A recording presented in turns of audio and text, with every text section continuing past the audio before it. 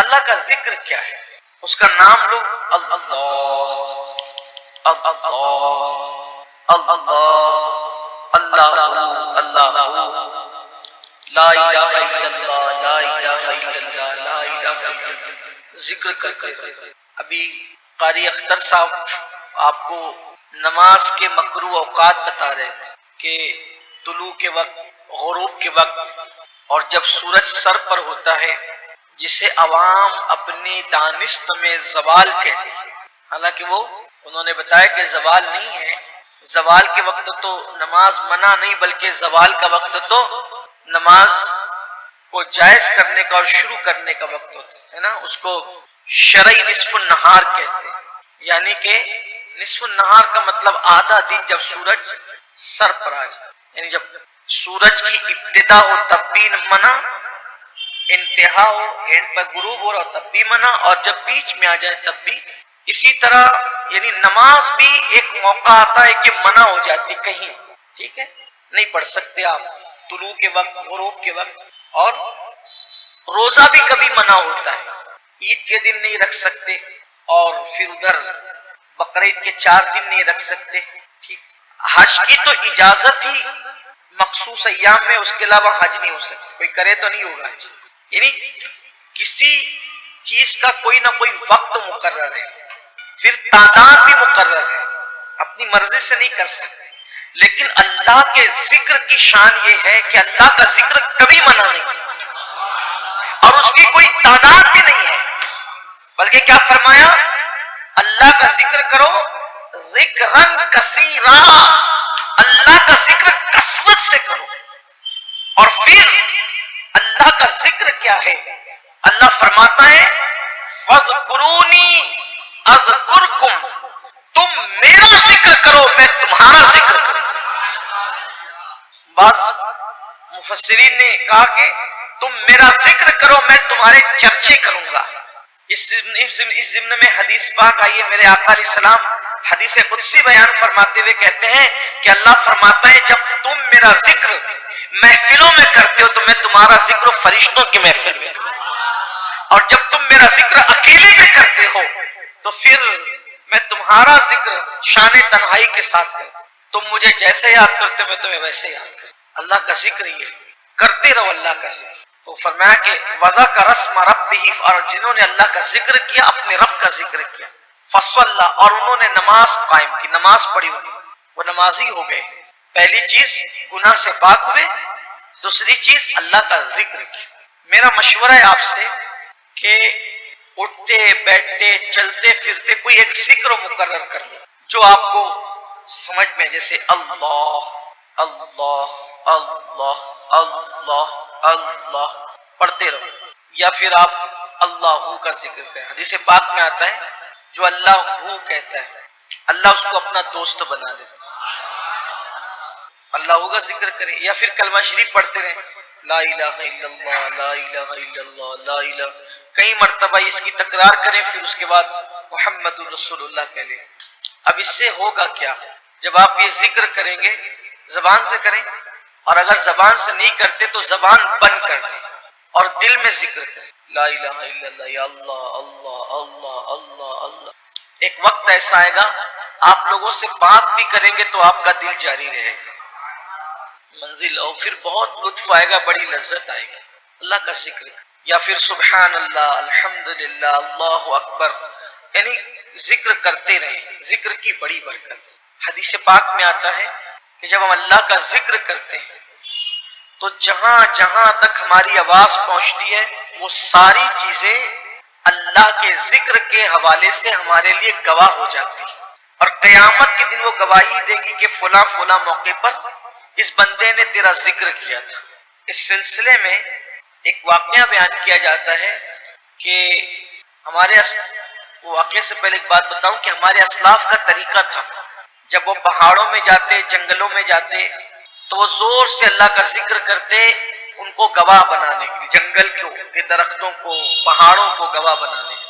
ایک مرتبہ امام اہل سنت سیدی اعلیٰ حضرت سفر میں تھے، تو جب اسی آپ نماز کا وقت آئے تو آپ نے خود اذان دی، امام نے خود اذان دی، امام اہل سنت سیدی اعلیٰ حضرت نے خود اذان دی۔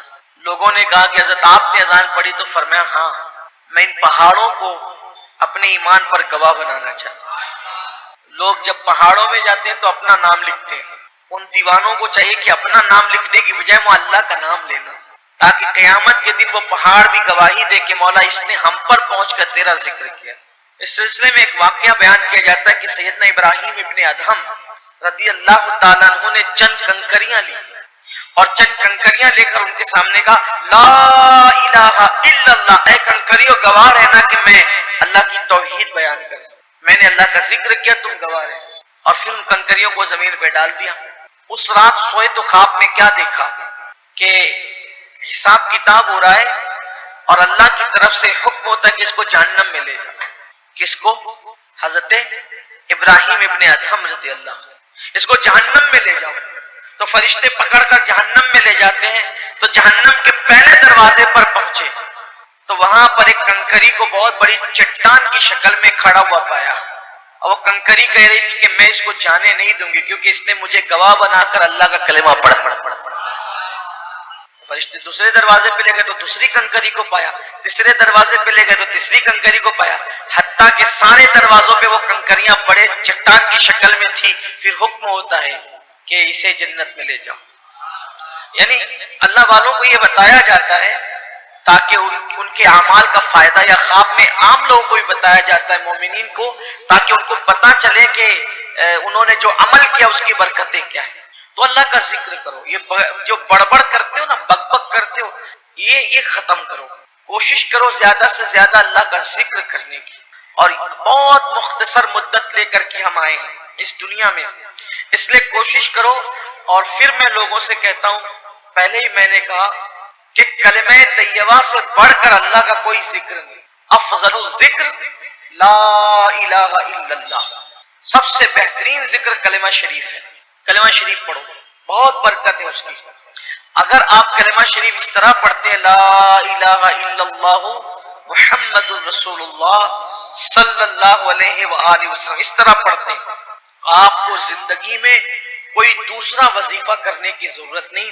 اسی کلمہ شریف اور درود شریف کی برکت سے آپ کی روزی میں برکت ہوگی، آپ کی عمر میں برکت ہوگی، آپ کے رکے ہوئے کام ہو جائیں گے، آپ کے مسائل حل ہو جائیں گے، ہر درد کی دوا اس کے اندر موجود ہے۔ کلمہ شریف کی بہت برکت۔ حدیث پاک میں آتا ہے کہ جب بھی کوئی بندہ کلمہ طیبہ پڑھتا ہے لا الہ الا اللہ محمد الرسول اللہ صلی اللہ علیہ وآلہ وسلم، تو اللہ کا عرش جھومنے لگتا ہے، گھومنے لگتا ہے، اس پر وجد کی کیفیت طاری ہوتی ہے۔ اللہ فرماتا ہے اے عرش رک جا، ساکن ہو جا۔ عرش کہتا ہے مولا کیسے رکوں، آج ایک بندے نے کلمہ پڑھا ہے، جب تک اس کی بخشش نہیں ہوگی میں کیسے رک سکتا ہوں؟ تو ندا آتی ہے اے عرش تو بعد میں جھومنا شروع ہوا، اس کا کلمہ بھی مکمل نہیں ہوا تھا، ہم نے اس کی مغفرت فرمائی۔ کلمہ شریف بار بار پڑھنے کی عادت ہے، اور جب بھی کلمہ شریف پڑھو تو نیت یہ کر لو کہ ہم تجدید ایمان کر رہے ہیں، ایمان کو نیا کر رہے ہیں، ایمان کو تازہ کر رہے ہیں۔ بار بار کلمہ شریف پڑھو، اٹھتے بیٹھتے سوتے جاگتے کلمہ شریف پڑھو۔ لوگ وظیفے لیتے ہیں، کون سا وظیفہ کریں؟ میں نے اس سے پہلے رمضان شریف میں بھی اعتکاف والوں کو میں نے یہی عرض کیا کہ لوگ وظیفے لیتے ہیں، مشکل مشکل وظیفے۔ آپ سے پوچھتا ہوں، یہ کلمہ جسے ہم کلمہ طیبہ کہہ رہے ہیں، اللہ نے عرش پر لکھا، یہ کلمہ لا الہ الا اللہ محمد الرسول اللہ صلی اللہ علیہ وآلہ وسلم، اللہ نے عرش پر لکھا، عرش کے پائے پر لکھا، کرسی پر لکھا، جنت کے دروازوں پر لکھا، حوران جنت کی پیشانی پر لکھا، ان کی پتلیوں پر لکھا، اللہ نے لکھا۔ اور اگر اس سے بڑا کوئی کلمہ ہوتا تو کیا وہ نہ لکھا جاتا؟ تو جو کلمہ اللہ نے ہر جگہ لکھا، ہم اس کلمے کی اوپر توجہ نہیں دیتے اور کہتے ہیں وظیفہ دو وظیفہ دو۔ یہ سب سے بڑا وظیفہ ہے۔ یہ کون سا وظیفہ ہے جو کافر کو مومن بنا دیتا ہے، جو مشرک کو موحد بنا دیتا ہے؟ آپ ذرا سوچیں تو صحیح نا۔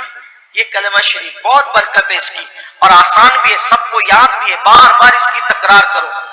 اور ایک بات یہ آپ کو بتاؤں، جس نیت سے آپ کلمہ پڑھیں گے، جس نیت سے، اللہ آپ کی وہ مراد پوری فرما دے۔ ایک صحابی بارگاہ رسالت میں آئے، انہوں نے عرض کی یا رسول اللہ صلی اللہ علیہ وآلہ وسلم میرے گھر میں برکت نہیں ہے۔ آقا نے فرمایا کلمہ پڑھو۔ آ گئی ذکر کی بات، اللہ کا ذکر کثرت سے کرو۔ سبحان اللہ، الحمدللہ، اللہ اکبر، اللہ کا ذکر کرو، چلتے پھرتے اٹھتے بیٹھتے. اس لیے کہ جب ہم اللہ کا ذکر کرتے ہیں تو اپنی شان کے مطابق اللہ بھی ہمارا ذکر کرتا ہے. شیخ ابو ملی بہت بڑے بزرگ تھے. جب وہ اللہ کا ذکر کرتے تھے تو کیف میں آتے تھے، وجد میں آتے تھے، بہت خوش ہوتے تھے. جب اللہ کا ذکر کرتے تھے بہت خوش ہوتے تھے. لوگ کہتے تھے کیوں خوش ہو رہے ہو؟ کہا میرا ذکر اللہ کر رہا ہے. اللہ میرا ذکر، اللہ آپ کا ذکر کر رہا ہے. کہا کہ تم نے نہیں پڑھا فذکرونی اذکرکم، کہ تم میرا ذکر کرو میں تمہارے چرچے کروں گا.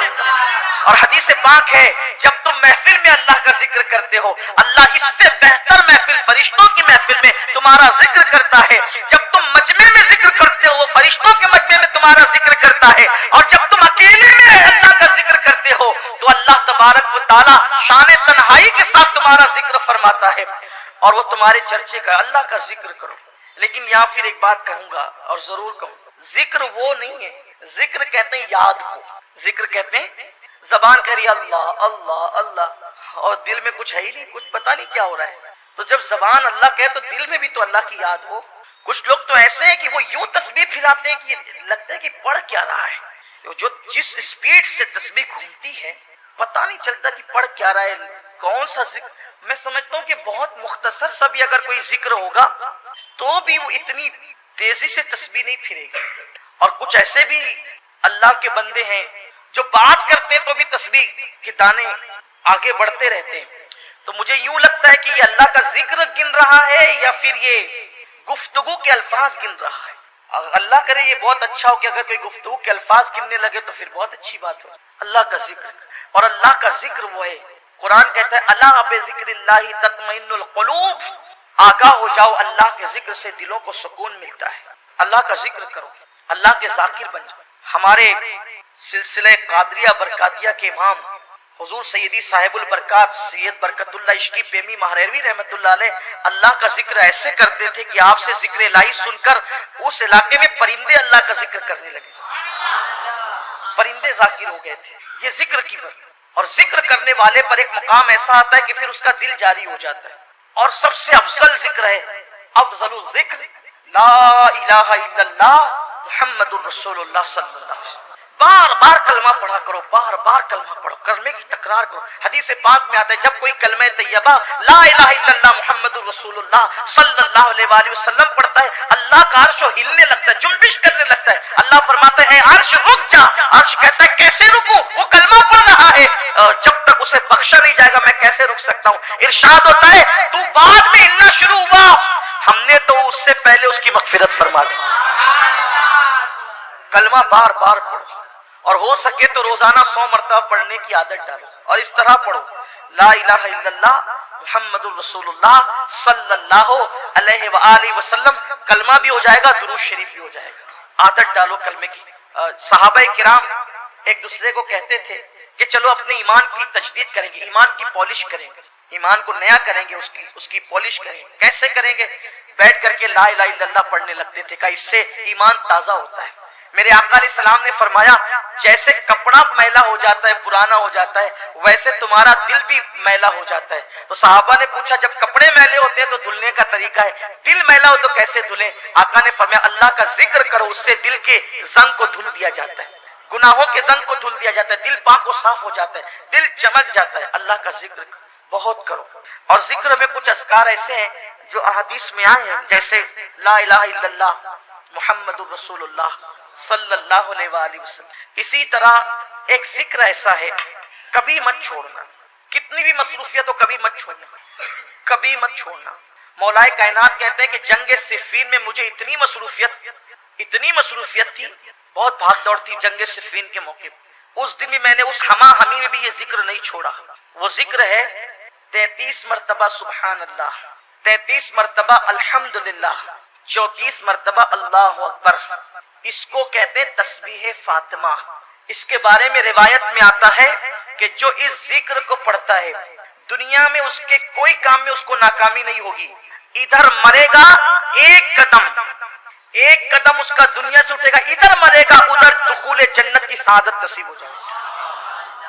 نامراد نہیں ہوگا یہ ذکر. اس لیے کبھی مت چھوڑنا اس کو. ایک کلمہ شریف سنا آپ نے لا الہ الا اللہ محمد رسول اللہ، اس کے بعد آپ نے تسبیح فاطمہ یہ سنا، پھر اس کے بعد سبحان اللہ وبحمدہ سبحان اللہ العظیم وبحمدہ استغفر اللہ۔ میرے آقا فرماتے ہیں جو اتنا کہہ لے اللہ اس کو میزان بھر کے نیکی عطا فرمائے۔